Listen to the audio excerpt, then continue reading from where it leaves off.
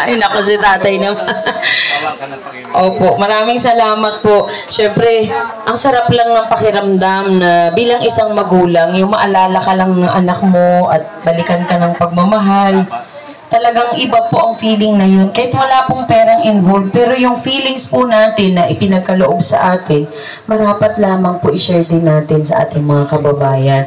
Kaya para sa mga senior citizen na gusto pong sumayaw dito, pagkatapos po natin umawi, sorry po, pasensya na po kayo. Never I cried. Ay, naku tay. This is the first time Ay, naku tay, pasensya na po. Pero, bakit?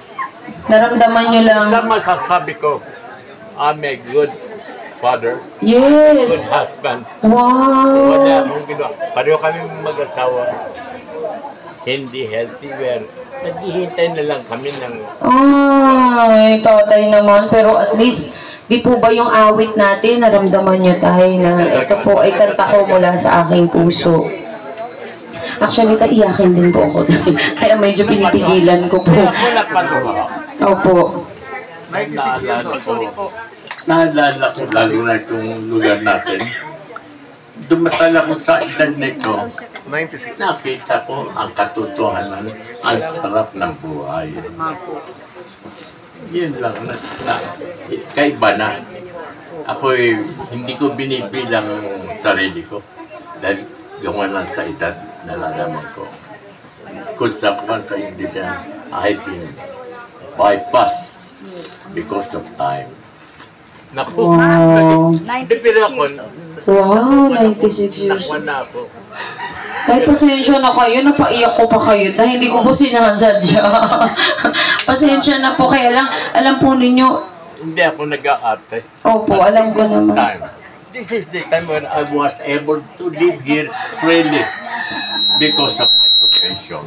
Wow. Sige, thank you very much. Thank you so much po. Thank you so much. Pray to God. Opo, opo.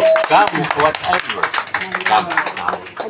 Everybody will be happy. And of course, to you, I promise that someday I can relay. Sige, salamat, Iha. Salamat. Iha, ang gusto eh. Pasensya na po.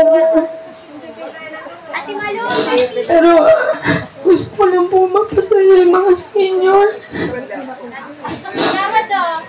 Kaya alam po ninyo sa totoo lamang, kahit na marami pong sinasabi yung ibang tao, hindi ko na po masyado iniintindi kasi ako po ay magulang din at may mga magulang pa na gusto kong bigyan din sila ng pagmamahal na hindi naman po natin kailangan haluan ng politika palagi yung ginagawa natin. Pero ako po ay bumababa sa karamihan ng barangay sa buong Maynila.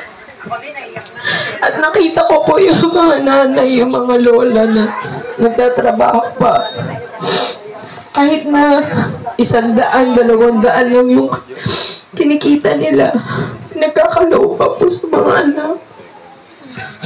Kaya sabi ko, hindi naman siguro too much kung tayo po ay maglingkod sa mga senior citizen dahil mahirap po ang buhay, lalo na pag mag-isa lang po kayo.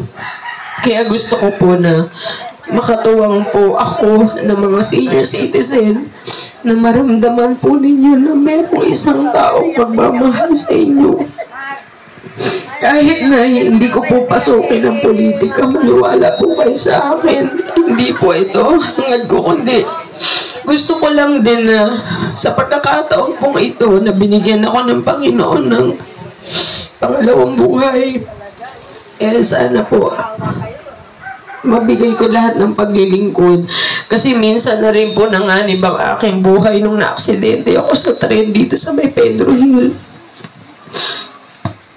Alam niyo po, doon ko naramdaman na ang Diyos talaga, hindi ako pinabayaan. Kasi nung nabunggo po yung sasakyan na sinasakyan ko, kumapit po yung riles, di ba yung tren po, yung Bakal Kalawang. Halos 1 inch na lang po dun sa poste na malapit na ako bumangga. Alam po ninyo kung ano lang ginawa ko. Nagdasal lang po ako ng Hail Mary Nung natapos ko pong sabihin ng Hail Mary, kumalas po yung sasakyan. Bumalik po patalikod dun sa Riles. Alam po ninyo, may lumapit sa akin na isang senior citizen na tumatakbo na lalaki. Sinabi niya, Ihan, napakaswerte mo kasi ngayon lang ako nakakita ng aksidente na hindi namatay. Sabi niya, kaya binigyan niya ako ng tubig. Isipin po ninyo kung sino pa yung unang lumapit sa akin, yung senior citizen na lalaki na matanda na payat.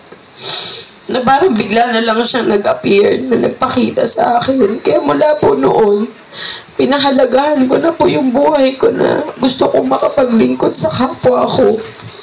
Kaya sana po, kung ano man po yung political na naririnig po ninyo, ako na po nagsasabi. Hindi po ako namumulitika. Hindi ko po ito pinasok para kumita. Hindi po. Kundi lahat po ng blessing na ibinigay sa akin, gusto ko pong ubusin sa pagtulong kahit wala na pong maiwan sa akin. Yes. Naiya tuloy ako, nag-iyak pa ako dito. Nakwento ko pa po tuloy na aksidente. Totoo po na aksidente ako sa tren. Halos nanginig po yung driver ko na kasama, na siya po ang nanginginig. Kasi ako po, sa totoo lang, nung na-aksidente po ako sa tren, parang meron pong shield na nag-cover sa akin.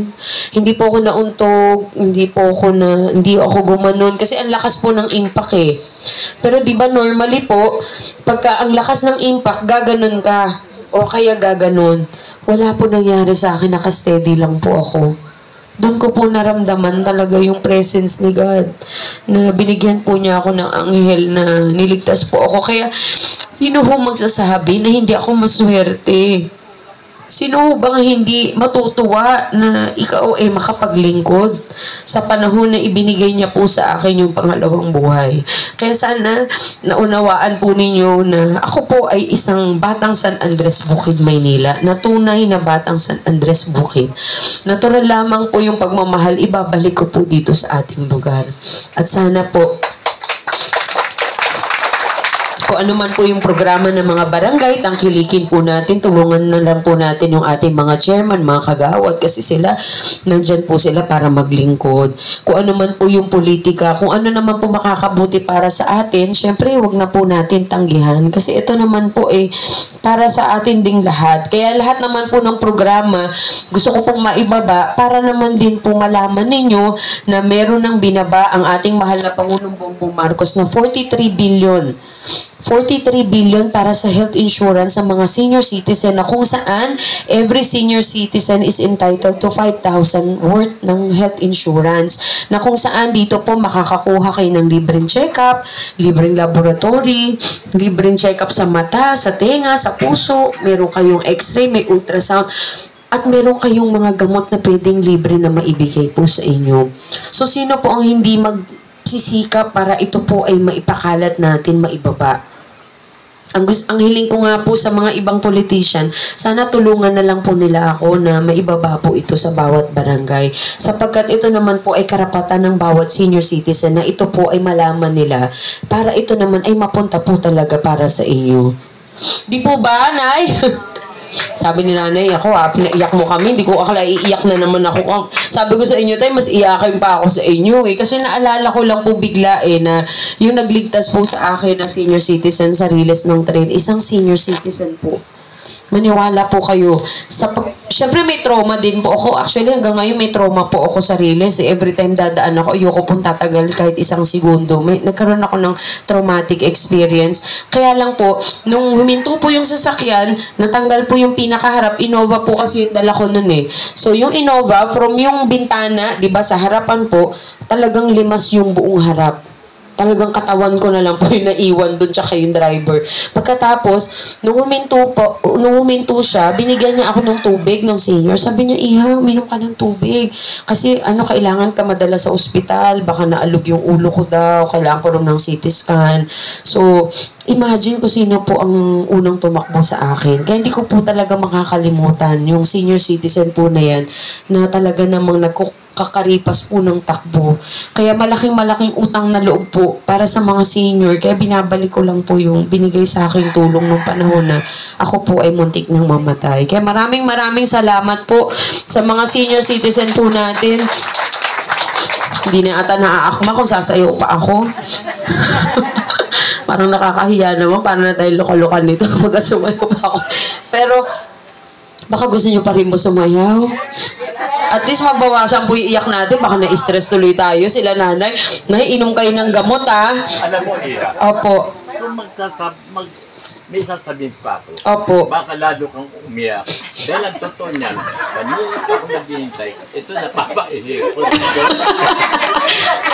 Ay, ganun pa. Kanina pa, yan, sabi ko, ano gano'n?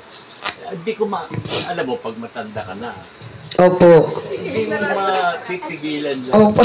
Sorry naman. Ang dami ko namang kasalanan pala. Sorry. At totoo niya, basa na nga yun. Hayaan nyo tayo. Marunong ako maglinis. Kaya ko yan. Opo.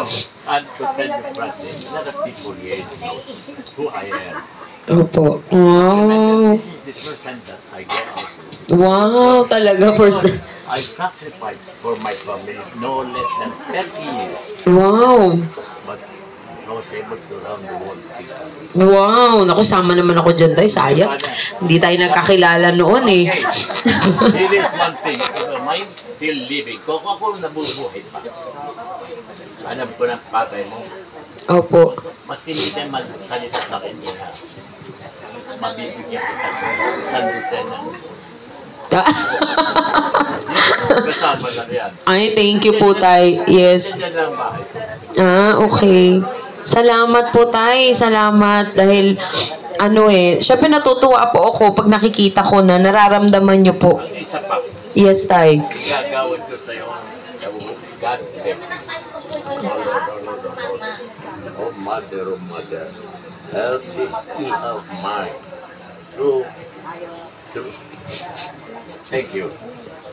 That be guidance, help her and keep her strong and be guidance will be our in Jesus' name. Yes.